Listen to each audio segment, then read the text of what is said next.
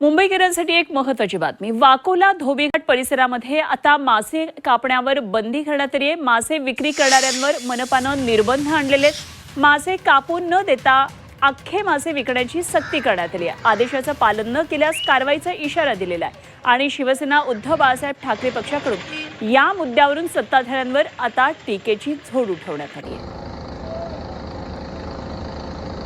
आणि या संदर्भात आणखी माहिती जाणून घेऊया। आमचे प्रतिनिधी स्वप्नील जाधव सध्या आपल्याबरोबर जोडले जातात। स्वप्नील, हा एक अजब निर्णय, हा एक अजब फतवा म्हणावा लागेल। मासे कापल्याशिवाय पुढे ते विक्री कशी होणार, खरं तर मोठा प्रश्न आहे। काय यावर प्रतिक्रिया उमटतात आणि का हा अजब असा निर्णय घेतला गेलाय?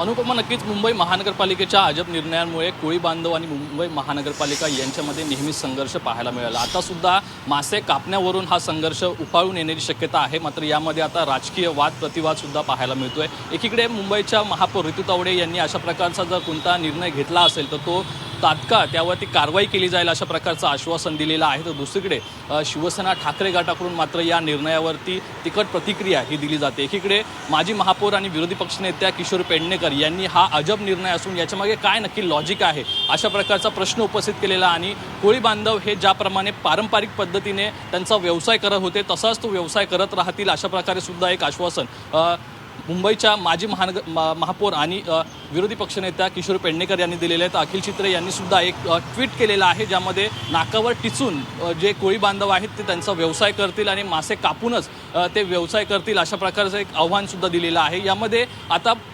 बकऱ्या आणि कोंबड्या या आता अख्ख्या घरी घेऊन जाव्यात का अशा प्रकार सुद्धा एक प्रश्न जो आहे तो उपस्थित केलेला आहे। त्यामुळे आजपासून पुढील काही दिवस हा प्रश्न अधिकच चिघळणार असल्याचं पाहायला मिळतंय। दरम्यान कोळी बांधवांच्या भेटीला कुठेतरी राजकीय नेते जाणार का, त्यांच्या बांधावरती आणि एकूणच त्यांच्या व्यवसायाच्या ठिकाणी जाऊन त्यांना कशा प्रकारे पाठिंबा देतात हे पाहणं महत्त्वाचं आहे। मात्र मुंबई महानगरपालिकेकडून जी कारवाई करण्यात आलेली आहे त्या संदर्भातील आदेश हा निघालेला आहे का हे सुद्धा मुंबईच्या महापौर ऋतू तावडे हे तपासणार आहेत। अनुपमा, ठीक, धन्यवाद स्वप्नील दिलेल्या सगळ्या सविस्तर माहितीसाठी। आधीच खरं तर कोळी बांधवांचे अनेक प्रश्न आहेत, कोळीवाड्यांचे अनेक प्रश्न आहेत आणि आता कोळी बांधवांवर त्यांनी व्यवसाय कसा करावा या संदर्भात सुद्धा जर निर्बंध येत असतील तर काय नेमक्या प्रतिक्रिया आता पुढच्या काळामध्ये उमटतात हे आपल्याला पाहायचंय।